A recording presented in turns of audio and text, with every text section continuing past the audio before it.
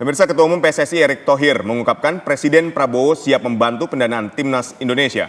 Dana yang dijanjikan di atas 200 miliar rupiah untuk membiayai kualifikasi Piala Asia, Piala Dunia, serta pengembangan sepak bola di tanah air.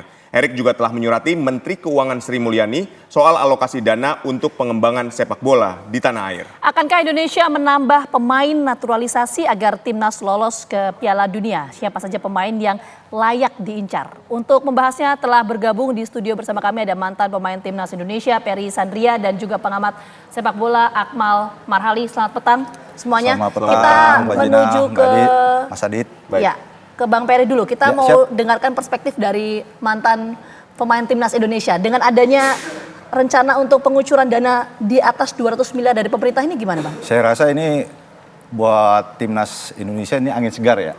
Saya rasa dana yang dikucurkan 200 miliar dari Presiden kita Pak Prabowo buat timnas kita, saya rasa ini sangat positif sekali ya untuk kedepannya menuju ke Piala Dunia. Dan dana ini juga bukan untuk tim senior aja, mungkin juga dana ini juga akan dikucurkan ke tim U20, ke tim U17 yang mengikuti kualifikasi Piala Asia dan U20 ke Piala saya rasa ini sangat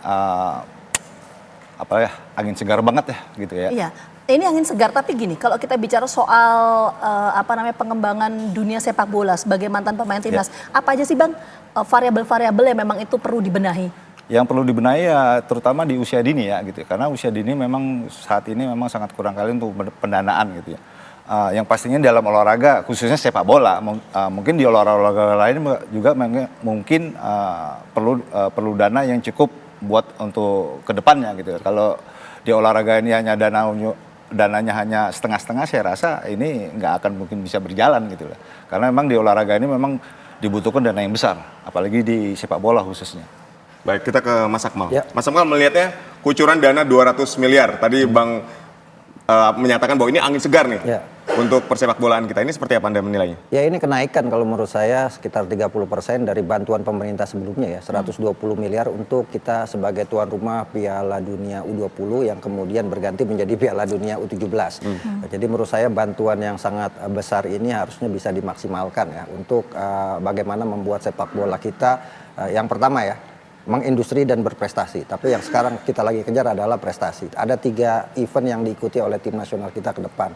Yang pertama adalah tim U17 akan ikut Piala Asia. Kalau kita lolos sampai babak 8 besar, kita akan lolos ke Piala Dunia. Tim nasional U20 kita akan tampil di event Piala Asia juga. Kalau sampai masuk semifinal kita akan lolos Piala Dunia. Sementara tim nasional senior kita saat ini sedang berjuang untuk lolos langsung di Piala Dunia atau lolos ke babak keempat kualifikasi Piala Dunia 2026 grup C zona Asia. Artinya ini momentum buat PSSI mendapatkan perhatian khusus dari pemerintah. Kalau menurut saya ini sepak bola sudah mendapatkan perhatian sangat luar biasa ya. Sejak zaman Pak Jokowi misalnya ada impres percepatan pembangunan sepak bola nasional nomor 3 tahun 2019 di mana di situ melibatkan banyak instansi pemerintah, ada 14 instansi pemerintah dalam rangka membangun sepak bola kita ini bergerak dari level usia dini sampai kemudian ke kompetisi profesional, pembangunan stadion-stadion di setiap daerah. Namun demikian ini menurut saya belum begitu efektif berjalan ya, karena misalnya kalau Menteri Pendidikan bikin Liga Siswa, Menteri Agama bikin Liga Santri gitu kan, atau Menteri Perumahan Rakyat bikin Liga Rusun gitu kan. Nah, tapi ini belum berjalan secara efektif. Saya pikir kalau ini berjalan secara efektif, semua instansi-instansi yang ada di Impres itu bisa menjalankan kegiatan sepak bola lewat dana CSR atau lewat dana hibahnya. Saya pikir sepak bola kita akan punya potensi berkembang sangat pesat. Karena bagaimanapun Adit, tim nasional yang kuat itu lahir dari pembinaan yang hebat dan kompetisi yang sehat. Nah, pembinaan ini yang sekarang ini harusnya menjadi fokus PSSI setelah tim nasionalnya sekarang ada di puncak. Jangan sampai kemudian regenerasinya tidak ada. Ketika prestasi bagus, regenerasi nggak ada, yang ada adalah prestasi akan menurun. Dan ini sebenarnya problem yang kita hadapi. Kita juga punya payung hukum, misalnya Undang-Undang Keolahragaan ya nomor 11 tahun 2022. Di situ kan tugas pemerintah salah satunya adalah membina dan menciptakan pemain-pemain potensial. Bahkan kalau bicara negara, saya pikir negara memang harus bersinergi di bidang olahraga. tidak hanya sepak bola ya, di bidang olahraga lain untuk memberikan pendanaan yang khusus. Bahkan saya pernah mengusulkan kalau perlu menterinya dipecah, menteri olahraga tersendiri gitu kan, menteri pemuda tersendiri, sehingga kemudian pendanaannya jelas dan juga arah tujuan jelas. Karena hanya ada 2 momen di mana bendera sebuah negara dikibarkan. Yang pertama adalah kunjungan kepala negara sebuah negara ke negara lain. Yang kedua prestasi di cabang olahraga. Hanya 2 momen itu. Lagu kebangsaan sebuah negara. Jadi betapa besarnya olahraga, apalagi sepak bola yang menjadi. Tapi gini, kita ingin fokus dulu soal tadi ada peningkatan anggaran 30% dibandingkan dengan periode sebelumnya. Karena tadi Bang Akmal juga menyampaikan bahwa pembinaan ini menjadi skala prioritas kalau kita bicara ada penambahan anggaran. Betul. Tapi bagaimana dengan penambahan pemain?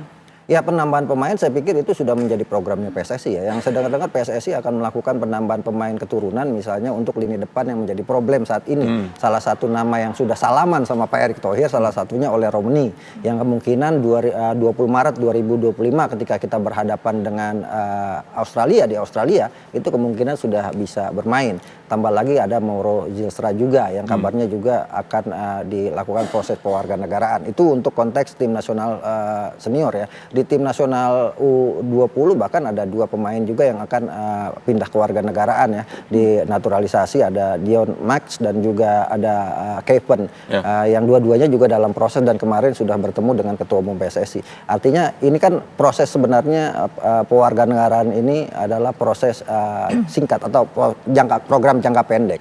Program jangka panjang saya pikir itu yang paling penting, salah satunya yaitu melakukan pembinaan. Mau sampai kapan kita melakukan program naturalisasi kalau kemudian usia grassroots-nya tidak dibenahi, dan ini saya pikir PR besar. Dan menurut saya untuk kemudian agar semua dana-dana ini bisa dipertanggungjawabkan, saya pikir udah waktunya misalnya Pak Prabowo saya usulkan impresnya Pak Jokowi nomor 3 tahun 2019 digantiin Kepres gitu, sehingga kemudian payung hukumnya menjadi lebih kuat dan olahraga kita akan menjadi besar karena kita adalah negara terbesar di dunia saat ini kan, salah satunya selain Cina, India dan Amerika Serikat. Saya pikir kita punya potensi besar di bidang olahraga, apalagi sepak bola. Baik, kita menuju ke Mas Ferry. Mas Ferry, ini kan kita lihat bahwa uang 200 miliar lebih ini tujuannya adalah pertama untuk kita berlaga di Piala Dunia, di Piala Asia dan pengembangan. Kalau kita berbicara di Piala Dunia saat ini, di timnas kita apa yang harus dibenahi dengan uang besar ini? Ya sekarang yang harus bisa dibenahin masalah uang sebesar ini, saya rasa ya kita harus bisa memanggil seperti ada tambahan pemain naturalisasi karena ini juga tujuannya untuk kedepannya gitu ya. Saya rasa dengan adanya uang sebesar ini kita harus bisa manfaatkan gitu lah untuk memanggil juga pemain-pemain naturalisasi yang lebih berkualitas lagi gitu.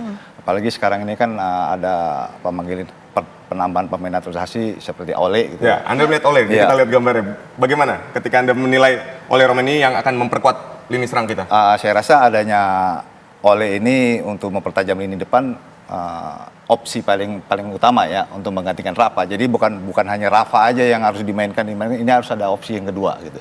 Terutama ya Ole ini. Mudah-mudahan beliau ini bisa bergabung, bisa cepat bermain di waktu lawan Australia nanti. Kita berharap lawan Australia beliau bisa main. Baik, lalu pembenahan apa lagi yang harus juga dilakukan oleh pembenahan PSSI yang harus dibenahi sekarang ini adalah kita jangan melihat ke atas terus ya. Kita harus bisa lihat juga ke bawah seperti perubahan di usia dini ya.